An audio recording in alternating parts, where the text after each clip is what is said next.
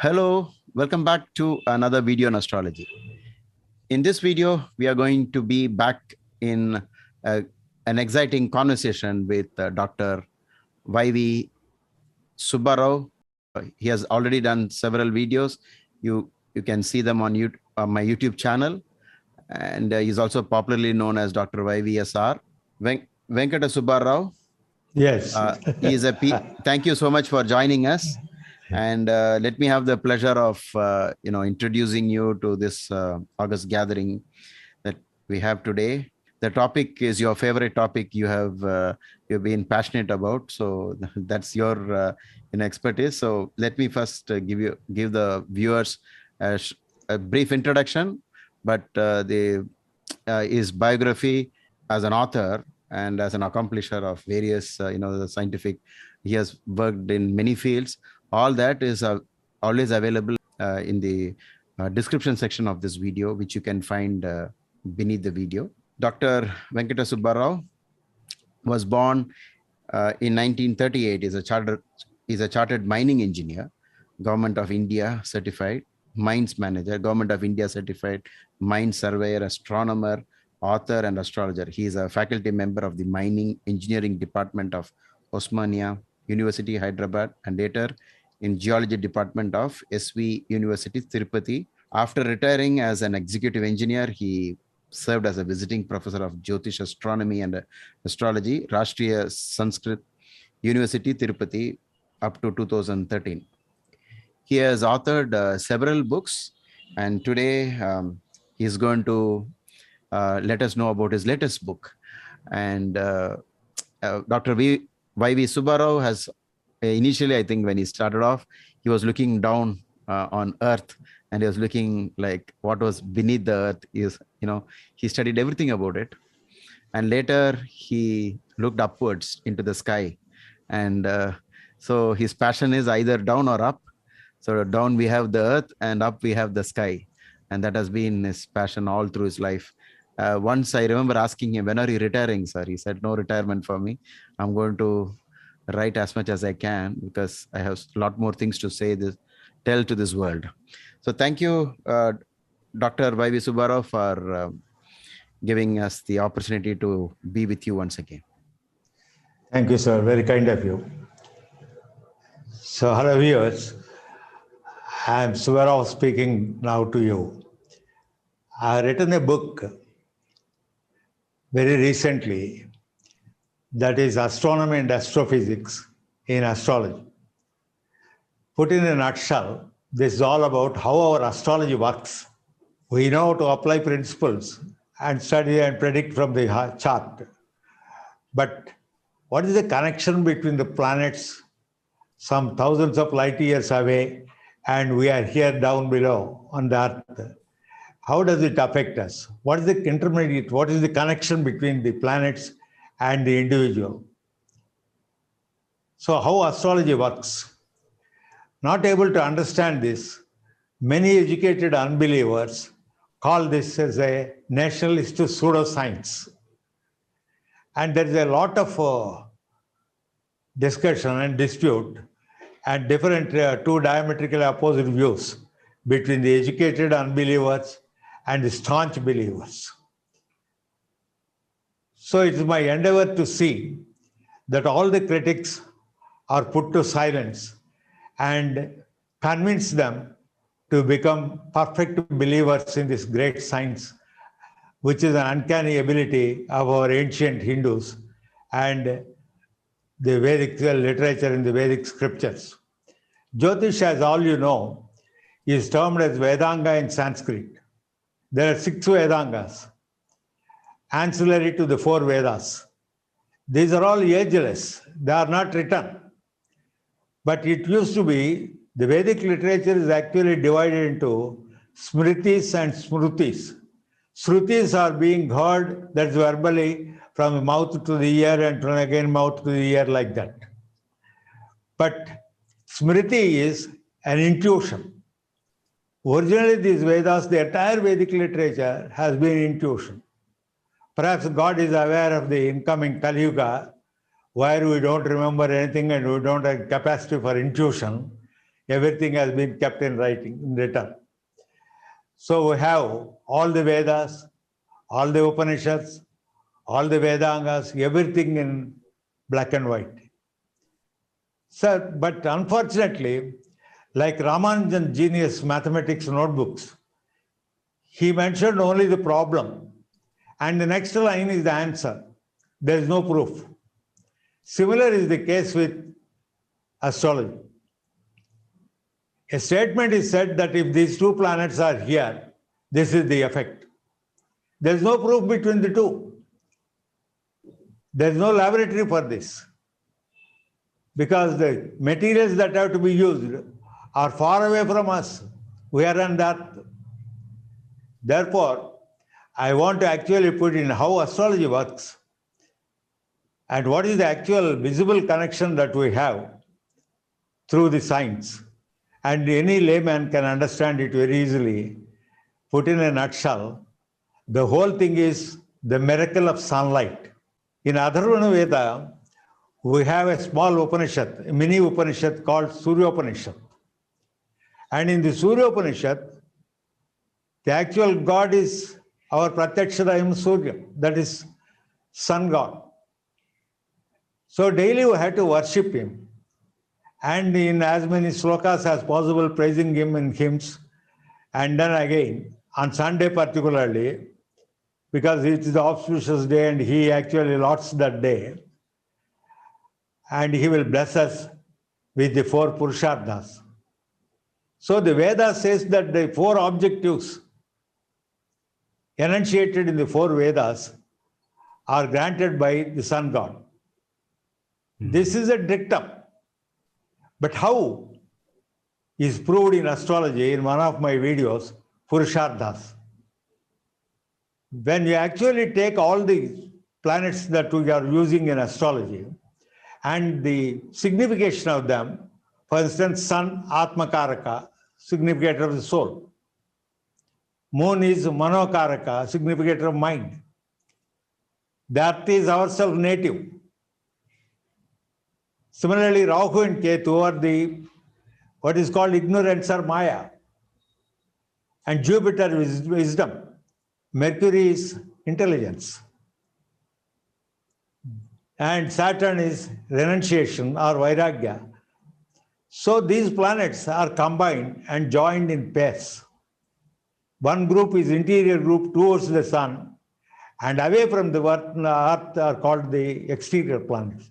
So one planet from the interior group and one planet from the exterior group have the similar signification or humor joined together to make a pair.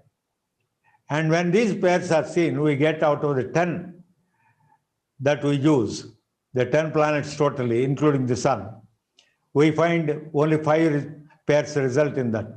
And of which Rahu and Ketu as an evil pair or a Maya or ignorance. Therefore, there are 4 pairs. Leaving Maya, we have 4 pairs. The 4 pairs are the 4 objectives, are the 4 Purusharthas, Dharma, Artha, Kama, Moksha. In this we find that Moksha is, that pair is actually the result of Saturn and Sun combined together, the father and mother combined together, father and son combined together to give us the benefit of liberation of soul. So the very concept of Saturn as an enemy to Sun is somewhat doubtable. One has to suspect, because in astrology, Saturn is a malefic and Sun is also a malefic, you cannot forget. But Sun is Atmakaraka and Saturn is Vairagyakaraka. How can they be enemies? Father and son are not enemies, as we have in our society. Therefore, Sun and Moon, Sun and Saturn together can join to bless us, give us the liberation from this endless birth and death cycle. How is it? It is also said in Varahamihira's Brihad Jataka, certain dictums, certain combinations of planets will give you a sainthood or become a sage or a Maharshi or a Brahmarshi or finally become a star like Dhruva or Saptarshis or get liberation completely merged in the absolute. So we are all taking birth as human beings. This is the last birth out of the 84 lakh species. So from here on, we have to actually catapult ourselves to the place where we have come initially. Therefore, we have to work to that. We cannot go on endlessly bear this pain of birth and death. What we have to do is we have to work for our liberation. How to work for the liberation? Unless you know how astrology works, you can't work for liberation. It is essentially the whole thing with which the book is written. The book consists of 3 parts, running to about 200 to 220 pages. And I wanted to give the entire material to the world. But to reach the world, the only way is actually put it on some commercial line. And that is, I have put the book, placed it on the Amazon. And the price is a modest one of 100 rupees, without which it cannot be placed on Amazon. Wow. And so even 100 rupees, I feel it painful, but really deserving. Anyway, that very title of the book, you find a figure, which I will show you the 4 slides now, and pass it on in about 5 minutes. So we'll also be taking questions? Yes. Okay, thank you, sir. This is the title of the book, and you find the picture also here. So the book conveys, this picture conveys the entire meaning of the text. Here you have got all the planets, except the Earth, because I am standing on the Earth and raising my head and looking at the sky. The sky looks upon us as an inverted bowl, and all the planets are shown in order, in sequence. So from the sun, there are a number of rays going. These are the sun rays. The sun not only illuminates the Earth, but also illuminates all the passing planets across the spectrum of solar system. So the sunlight falls on the planets, and in turn, the planets reflect those sunlight onto the Earth. Therefore, rays from the sun are incident on all the planets, and they are again reflected to the Earth and the life living on it, including human beings. So here, what is the miracle of sunlight? The planets do not shine by themselves. They are shining because of the sunlight falling on them and reflection. Therefore, we find the Earth is not there on the top in the sky because we are standing on the Earth, and looking above into the sky, we find the planets, and the sunlight falls on these planets, and that sunlight is in turn reflected onto the Earth. Thus, Earth is having the effect of sunlight pulled up from all this, from the entire solar system. Therefore, what is astrology can be defined from this, that astrology can be defined as the miracle of sunlight and its effect on the Earth and the human beings. So in that, what we are using is, in our astrology, the planets and the stars. That I will explain to you later. So I will go to the next. The bottom one here I have shown is sunlight is nothing but electromagnetic wave of light. This electromagnetic wave has 2 waves. One an electrical wave and another is a magnetic wave. This is the electrical field and this is the magnetic field. So the sunlight is completely an electromagnetic wave of light comprising of 2 waves, one electrical magnetic field and another is magnetic field and one is electrical field. These 2 are actually running in phase, that is at right angles, and therefore they have got a wavelength, they have got again frequency, they have got energy. These are all the 3 things coupled in this. The next slide is, part 1 is astronomy and astrophysics and astrology. You find sunlight in the genesis of principles, substitution, exclusion, and inclusion of stars, planets, and non-planets in astrology, and sunlight in stars, matter, life, and energy, Titius Bode law of astronomy to find out the distances, the rationale of the, on all these topics in this content, I have already spoken, and some videos are there on each one of these things. This is the first part of the book. The second part consists of astronomy and astrophysics in Hindu culture. We have got both the domestic rituals and also temple rituals. Apart from that, we have got our own family functions. For all these things, there is some ritual or some procedure that is laid out formalities. In all that, we find astronomy and astrophysics. For instance, after attaining 60 years, Satabhishekam, this Shashtiabdi Purti, and on attaining 80 years, Satabhishekam, and on marriage, viewing Saptarshi Mandalam, that is Arundhati and Vasistha. All these things are there. What we do is coming under astronomy and astrophysics and the relevance of it. The third one is the most important one, is the secret of our birth, of our evolution and death and rebirths, and finally the liberation of soul. This is the most secret. I don't consider the three parts and the book as my own knowledge, but it is nothing but the intuition I had, and I am thankful to the Almighty for choosing me as the conduit to deliver it to the world, which I would like to fulfill during my lifetime.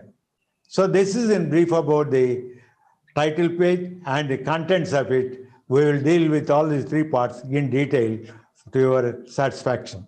So now I'm back. Thank you, sir, for giving us a brief introduction about the wonderful book that you have authored. Do we have, is it only in the electronic form, or do we have a physical book? It is only e-book. Oh, it's an e-book. Okay. E-book. Fine. There is a link for that. Amazon has provided the link. Okay. Okay, I will be sharing the link beneath the video in the description, yes, so that others who are interested. It is so kind of you to have given us this at the bottommost price available on Amazon. that is something. So now we shall start about the first part of it. Okay. Okay. The whole design of the subject of astrology. We have got the zodiac of 12 signs. We have got the planets. We got the lordship of the planets. We have the dashas after the names of the planets and their extents of so many dasha years, and the colors of the planets, the exaltation of the planets, so on and so forth. All these principles are not at random. They are all following a peculiar principle and completely satisfying the principles of astrophysics. That is, the spectrum of light, deflection of light, reflection of light, and so on. So when we see this, the genesis of all the principles of astrology, why different extents of planetary years, dasha years, are given to the planets. Why Ravi, the Naisargika superior planet, is only 6 years duration? Why Venus is 20 years? Why all other planets in between? What is the rationale behind it? Is it at random? And also, you find the very clue is our ancients have actually made a selective adaptation of certain celestial bodies of solar system and the 27 lunar constellations.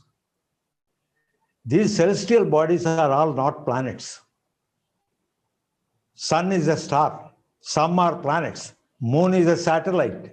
Rahu and Ketu are no planets at all. They are only intersecting points. So they have taken all these things. What a great amount of intelligence must have gone behind all these things of our ancients. Is only a matter of amusement and quite amazing. So they have selected these things. When you go deep into that, you find that these are all selected which are responsible to bring for the sunlight on earth, which affect the sunlight on the earth. They all join together to bring sunlight on the earth, and in turn on all the living beings of the planet, flora and fauna, including human beings. So the sunlight is actually brought by all these celestial bodies, which are selectively adapted in our, but for a layman or for a science man who doesn't believe in astrology, immediately says, what is this nonsense? They say it is a planetary science, but sun is not a planet. Your Rahu and Ketu is something amusing to introduce. So they don't know the purpose. They have not made research. They have not gone into the depth of it. In fact, any scientist is asked to choose between the scientific management before actually spelling out his opinion on anything. What is scientific management? Is you suspect, you keep that suspicion in yourself, and again apply the principles of going deep into it, examine it, and then arrive at certain things, break your head unless you get the reply. Only when you don't get it, then you say it is bad. But to immediately say a thing is bad on the very face of it is not wise, and it's not becoming of an educationist. More so, with rich Indian heritage and being born as an Indian, you cannot have disbelief on Vedic scriptures. Because they're all by intuition. And to get an intuition is very difficult. So all these principles, the whole of astrology is designed based on sunlight. So these are the celestial objects that are actually adapted in astrology. Then what about stars? The 27 lunar constellations, there are in fact 88 constellations, star constellations in the zodiac. Zodiac is a 16 degrees wide belt. And along it, around it, you find within that area 88 constellations. These 88 have been summed up into 27 equidistantly, so that the moon traverses from one star to the other in one day. So the angular motion of 30 degrees 20 minutes per day of the moon is converted into linear time of one day, 24 hours. What's the beauty of converting an angular moment to a linear moment? So it's wonderful. They have taken this. Then what is there in that stars except for this? Stars also have electromagnetism. They are actually the cause for our periodic table of elements. These stars give out under explosion, or when they die, or when they collapse into the black hole, they give out, or when they collide, they give us elements which have led to 118 elements so far in the modern periodic table, having started humbly with hydrogen and in a few seconds helium and then lithium at the time of Big Bang, some 12.96 billion years ago. So starting from hydrogen, helium and lithium, we find so many elements have been added, lighter elements and then again precious elements, gold, platinum and so on, to our periodic table, and completed it to the extent of 118 elements. What are these 118 elements given by the stars? That's nothing but matter. What is sunlight? It is electromagnetism. Stars have electromagnetism as well as matter. And celestial bodies have got electromagnetism. So the electromagnetism reaction between the miracle of light, sunlight, and the matter provided by the stars gives us life. How? Carbon dioxide and water are the two elements, I take it. These two are combined under the miracle of light, sunlight, photosynthesis. You find life is coming out of it. The plants live by making starch out of it during photosynthesis. So carbon dioxide and water under the miracle of light has converted into life. And this life, when this green vegetable, green leaves and other things are eaten by animals, they get energy. So put in a nutshell, the electromagnetic light, that is sunlight, which is otherwise scientifically called as electromagnetic wave of light,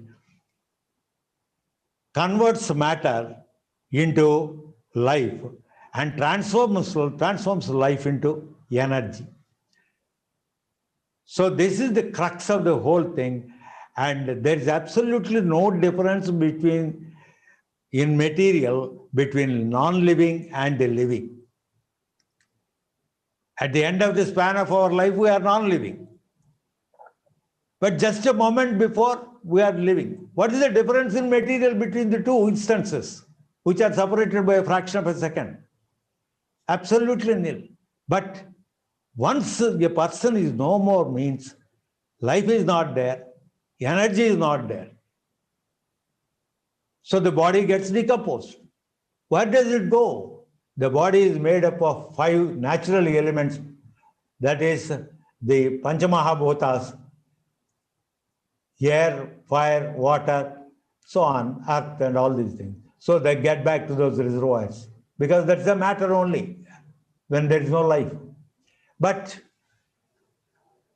the life of the energy that has come in us, the moment the body is no longer having life, where does the energy go? In science, we know the law of conservation of energy. Energy can be transformed from one form to another, but cannot be destroyed, or it cannot be created. So this energy is nothing but similar to Atman in our Hinduism. It sets sails along with the Jivatma, sets sail with the astral body. We are set to comprise of 2 bodies, the physical body and the astral body. The astral body is this energy carries this astral body along with all the actions and reactions, effects of it, what we have done during our life. For every action, there is an equal and opposite reaction. It's not only in mechanics or physics. It is true even in astrology. Whatever you do, you will be repaid in the same coin. But if you do good, it will be repaid multiply. It is in multiples.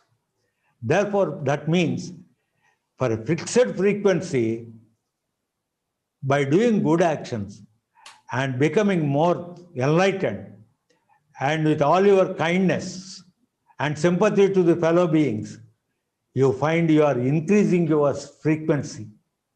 When you increase the frequency, the energy increases. When the energy increases, at the end of the life, you set sail to higher worlds. That means you stay in the higher worlds where there is no want, there are no wants at all. You stay for a very long time. There is one earth, one day there is 1,000 earth years. Like that, up to Brahmaloka. So if you are able to increase this frequency to a point of infinity, you can join Brahma. That is Brahmaloka, the point of no return. That is liberation. So the miracle of sunlight, simply, in simple terms, is taken to do this miracle in our lives. And the stars are taken into consideration in astrology because they are the producers of elements. All the elements of periodic table are produced by them. They comprise matter. So we have got electromagnetic wave and also electromagnetic, and this stars matter. So the reaction of electromagnetism on matter will naturally give life, and life is transformed into energy. And this energy can be increased by good actions and by being very soft, and at the same time not involving in any bad deeds. Definitely we can improve our lot. So we become enlightened. Then you become, this is the transformation of spiritual life from one phase to the other, and slowly from various grades, ultimately you get the liberation. That's how the whole secret of astrology works. So what is Dasha, Bhukti, Antara, Sukshma and Prana? As the planets move in the skies, that effect is seen in terms of movement of Dasha, Bhukti, Antara, Sukshma and Prana. So the particular prana, that is, which is of a duration of few hours to a few days, that movement there in the skies, heavens, is seen.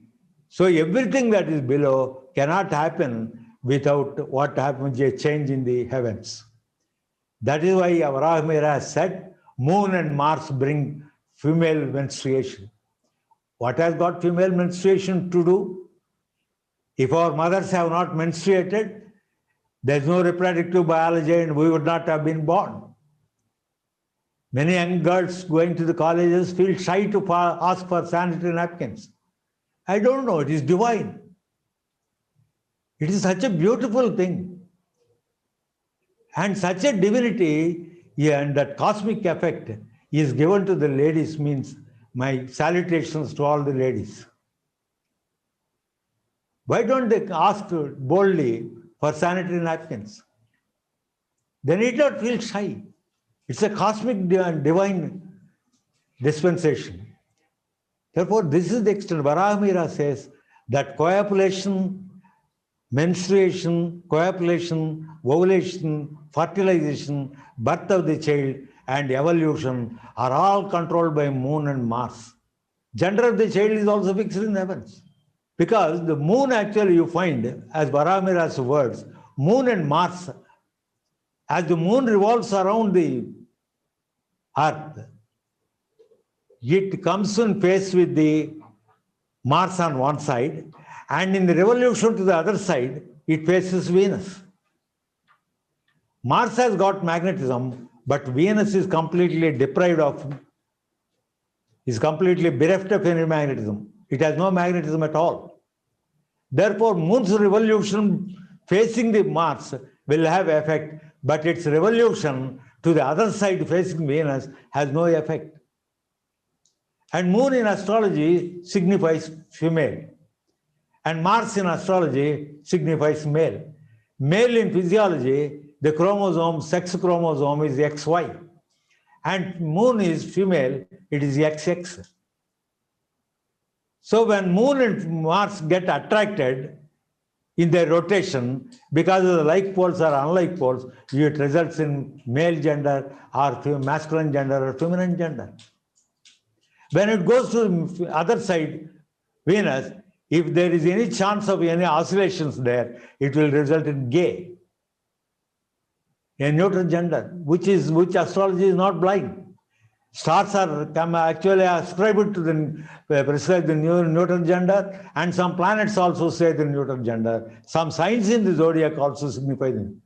You sum up the planets, you sum up the houses, you sum up the stars, you find 46 chromosomes, that is 23 pairs of human physiology. What an uncanny ability of our ancients to bring this combination in astrology directly to the, so I would say, define again, astrology is not only an astronomy, science of astronomy, it is not only a life side of astronomy, but it is astrobiology, it is astrochemistry, and it is astrophysics. What else it is not? It's an embodiment of all sciences.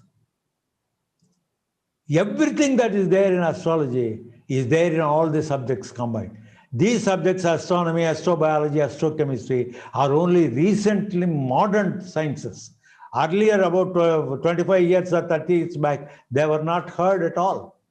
But astrology is such a ageless one, as old as the age of the world of the universe. And it's going on regularly. The Vedic scripture is excellently a thing that is to be worshipped. We are all proud to be born as Indians and Hindus, and more so, especially those who are interested in the subject, the sacred subject of astrology.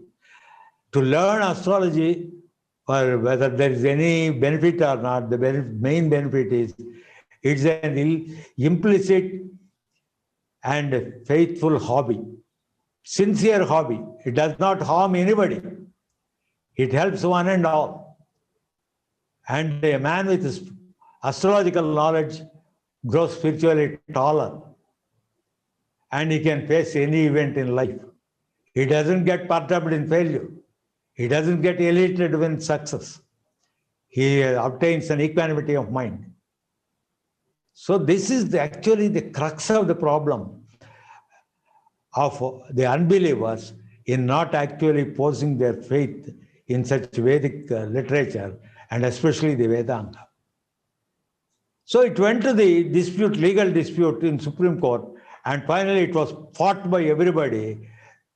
IIT professors, there were some more professors from abroad, Cambridge, Oxford, and others have also joined them, and then fought vehemently in the Supreme Court in India that it should not be introduced as a subject for study in universities because it would spoil the younger generation. It is a superstition. It is sheer nonsense. And finally, they said it is a nationalistic pseudoscience. At that time, I was actually evolving in the whole science. Unless I completely expertise in this, I cannot contest in the court and then ask them to implicate me in the case. Today, I challenge it.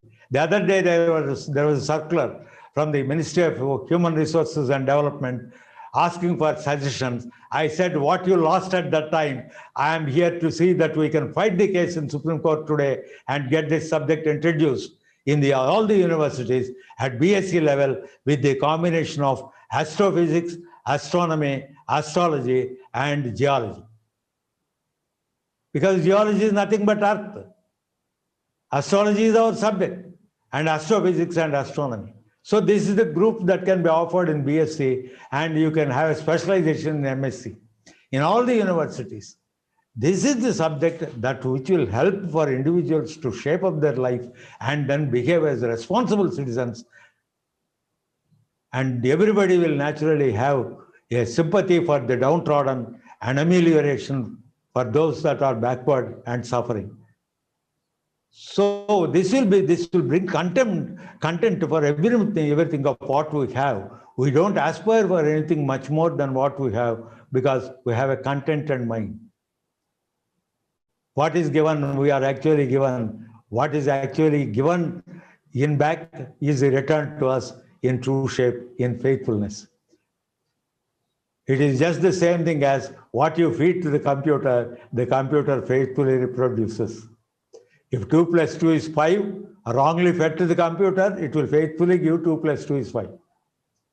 So let us feed good things and accurate things more correctly to the computer, and let us get it in multiples.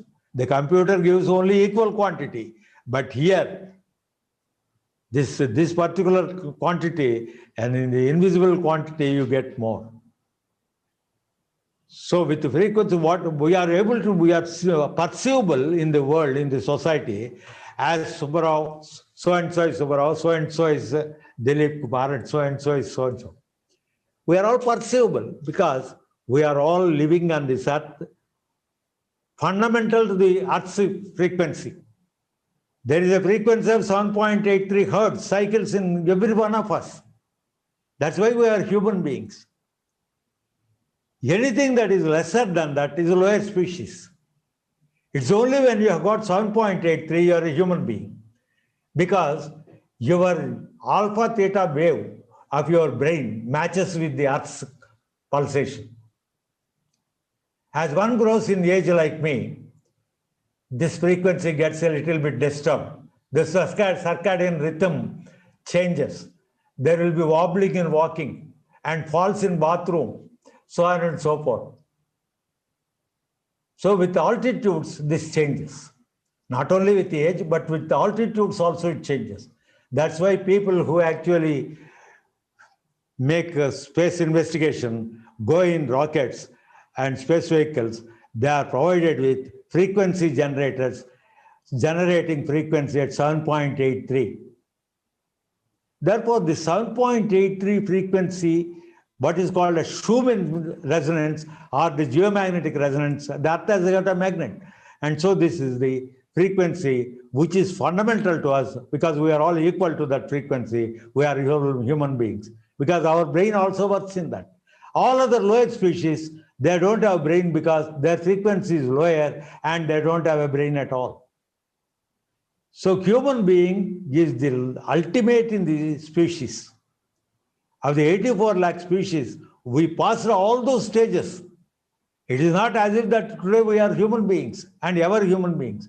We came from that, but we are stuck up here because we have got intelligence. Let us use it for in a better way so that we can escape and then get back to the Almighty from where we have come. This is possible. This is exactly what I mentioned in the third part of that book, which is secret, is purely intuitive and taken in terms of science to the maximum.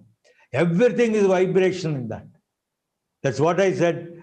Everybody can see everybody because all of us are living at the same frequency. The moment one is no more, the frequency increases, he is unperceivable. So it is an astral body. So there is only life in physical form, only on Earth and nowhere else in the universe. And unnecessarily, NASA is wasting billions of pounds, billions of dollars in exploration of inhabitable planets similar to the Earth and life elsewhere in the universe. There is no life anywhere in the universe, and there may be inhabitable planets, but certainly these planets do not match the Earth. Earth is unique and our life is unique. And these are the two benchmarks with which exploration can be done.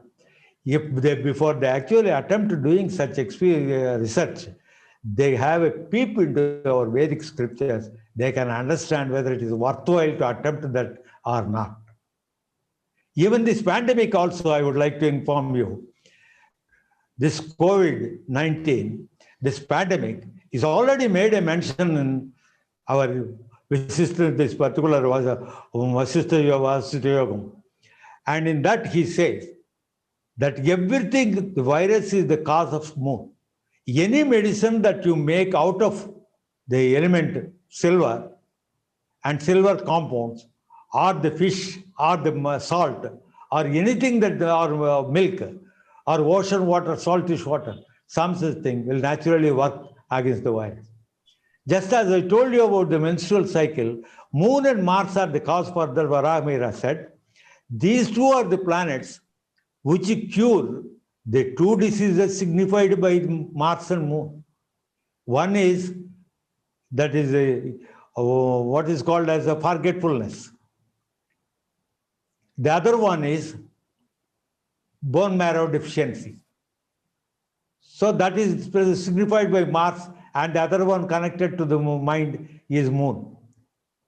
The stem cells occurring in the menstrual blood are rich in stem cells which can cure any genetic disorder. That's why what was being thrown as unhygienic and stinking is now preserved, collected and preserved, and working for collecting it wherever it is available. See the fun of it. What is discarded at one time, people are running after it to search for that so that they can pick up and then preserve it to save the humanity from the genetic disorders. So Moon and Mars bring menstruation, and they cause the menstrual blood. The menstrual blood has got stem cells. Stem cells are cure genetic disorders. All this has come out of Varaha Mihira's saying statement in our astrology. And even the gender is made just I told you. So the masculinity, femininity, and all that.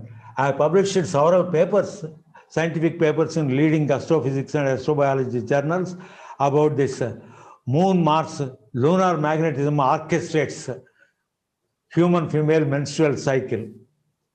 Arcana of magnetism, magus of magnetism is one thing. So it is like that we find the magnetism and also the matter, the reaction between the two is actually life, and transformation of life into energy is the crux of the problem, and that is on which the whole subject of astrology is based. Now we have any questions, I'm ready to answer. So thank you so much for all that you have said. And I have received a lot of messages. Respected Subbarao ji, it's a blessing that we have this day with you. We have, this is a true spiritual session I've ever heard.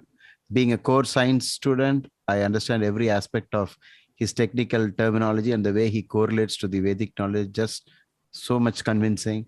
So we have lots of people who have expressed their gratitude to you. I'm having it in the chat. I'm just reading it out from that. And now, those of you who want to interact with him, please keep just ask one question at a time. Don't combine many questions into one question, which is what most of us may do. I see, please put down your hands and raise your hand if you want to ask any question. No, she's or he or she is not available, I think. So Anand Kumar Jairam. Professor, sir. Good evening, sir. Good evening. First of all, thanks a lot for this session, sir. Really a lot of eye-opening session. And Guruji, thanks a lot for organizing this, Guruji.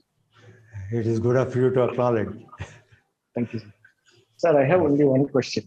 Yes. You are mentioning about saying that there are no lives outside the earth. I might be ignorant also. I'm very sorry to ask this. The books what we have read and all those things, is there a concept called as aliens or something like that, where we see that people with 4 hands, tall people, and all those things who came to earth and gave us something? Is there a concept like this, sir? Outside the universe, outside the earth, in all the universe, the whole universe is filled with a frequency and energy much higher than the world we live in. We have got actually in the celestial sphere, it is divided into 2 halves. The upper hemisphere consists of the 7 higher worlds, Urdhalokas, and the lower ones, the 7 Adholokas, what they call it. So the Urdhalokas, the upper lokas, are superior lokas, we say. It starts with the Bhuloka, that is our world, as the first one, and the remaining 6 are there. Before we reach the second, immediately the next loka to our Bhuloka, we have got Surya Mandalam, and again Saptarshi Mandalam, then above it is Dhruva Mandalam. Only after we pass these things, then we get Sovar Loka. Therefore, the first loka itself is a difficult one to be passed. And we have got Saptarshi Mandalam. We know that we have derived, most of you, if you know, we are all Hindus who have got a Gotra, and that is actually, the Saptarshi Mandalam is called Arsa Major, and all these 7 stars that make up this Arsa Major constellation are go after the 7 Rishis.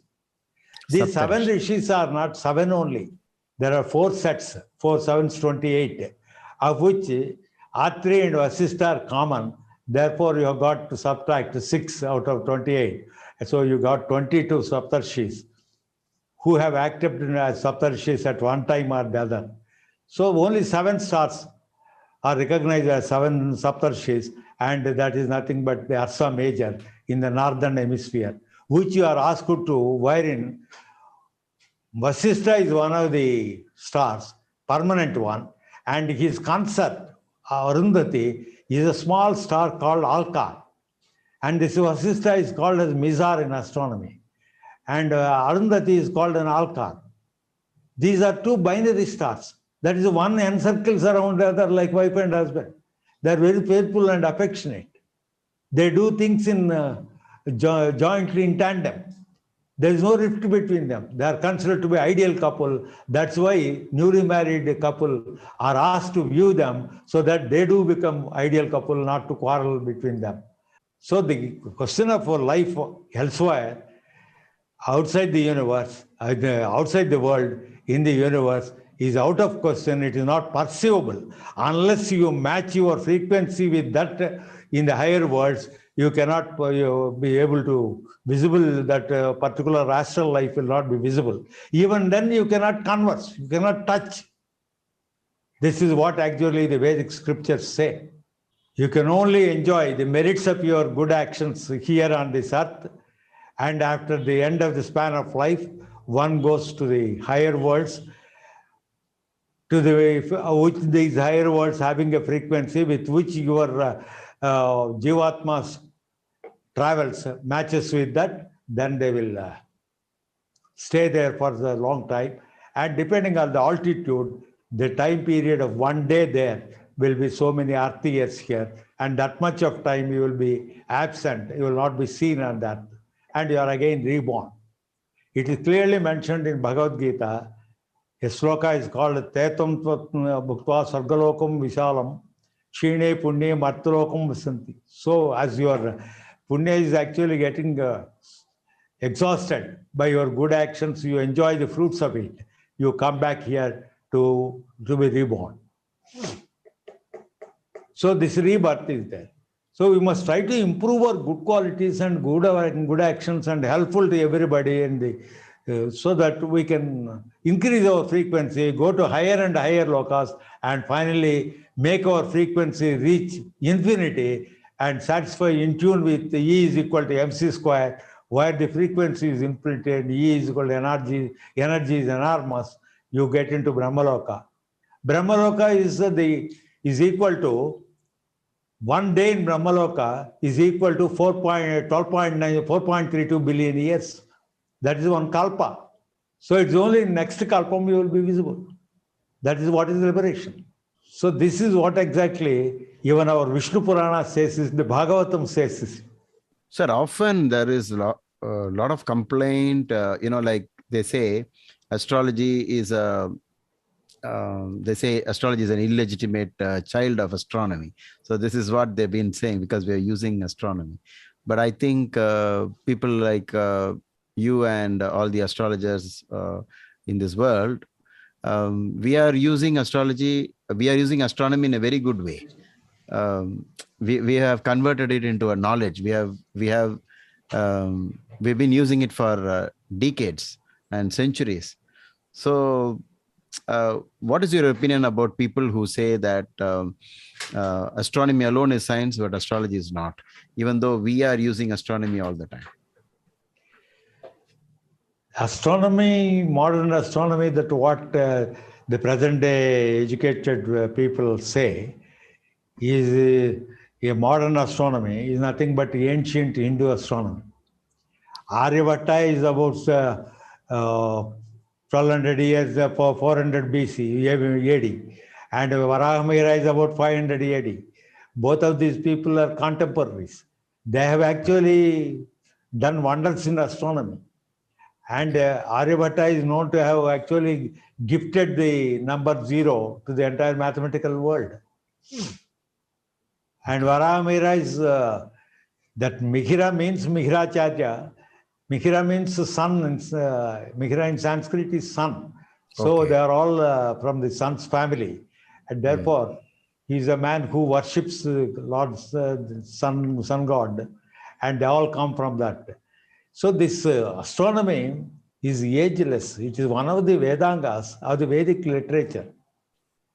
It is as old as the universe.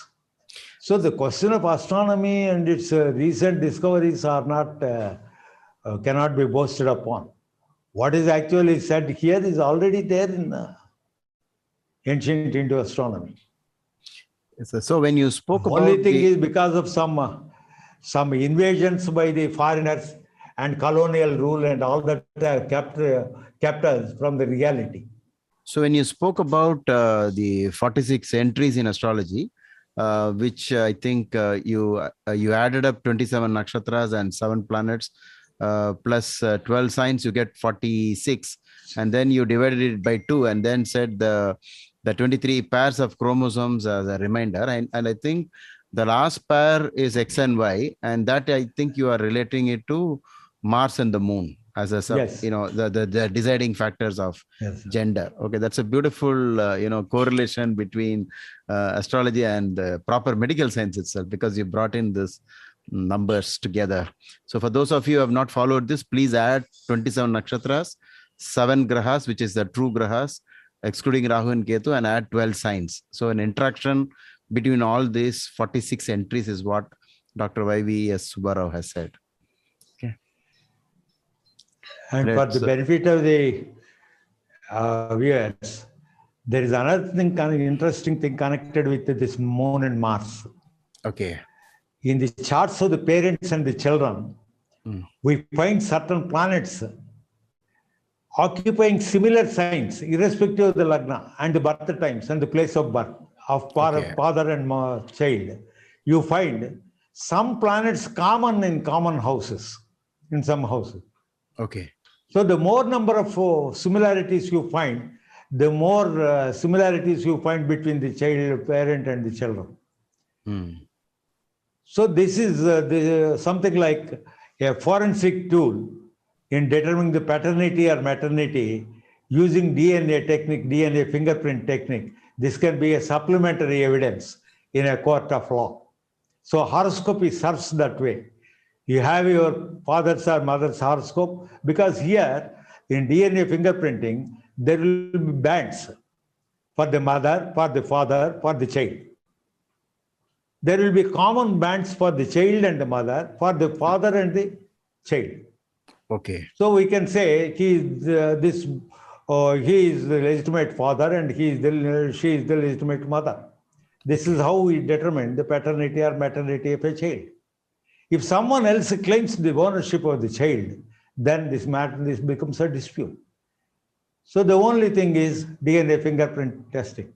And DNA fingerprinting is done, it takes some time and some days. There may be some cooking up in that, and then again so many corrupt situations. Practice. But if you have the horoscopes, immediately it can be placed. Furthermore, this also tallies with that. So it shows it is the Y chromosome is a heredity. So our horoscope also can determine heredity. So how many pages are there in your this new book, sir? Which you have 220 to 210 to 220, sir. Are all other books that you have written also available on Amazon? No, sir. Okay. But they are actually placed on Amazon by the publisher in West Germany. Okay. Lab Academic Publications. Oh, okay. Oh, that's your publication's name. Okay, that's where you got it published. One or two books of that are published by Sri Venkateswara Vedic University, Tirupati. Okay. So I think it's almost an hour. So thank you so much, sir, for being with us. So there are a lot of people who have wanted to ask more questions, but we will keep it because this is already 1 hour. And I'll be uploading this on YouTube in case people who have missed it joining this session today. And I'll be providing all the links related to his books, his whatever contributions that he has made, and also the one where you can just click the link to Amazon where you can see this is the latest book. It's going to be a lot of knowledge for all of you who are trying to learn astrology, and this is a wonderful opportunity. So thank you so much, sir, for being with us. Thank you, sir. Today. Thank you for your. You don't have to thank us. We have to thank you. It's a pleasure meeting all of you and talking to you. Yes, sir. So we're getting a lot of people who are saying heartful gratitude. To both of us, of course. Thank you very much. So we got continuously, like a lot more people sending us the messages of gratitude to whatever you have contributed today. Thank you once again, sir.